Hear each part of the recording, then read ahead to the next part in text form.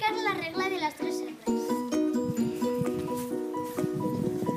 Por favor, ¿puedo comprar un móvil? Tome, y toma esta bolsa para siempre que vengas a comprar. ¿Cuánto vale?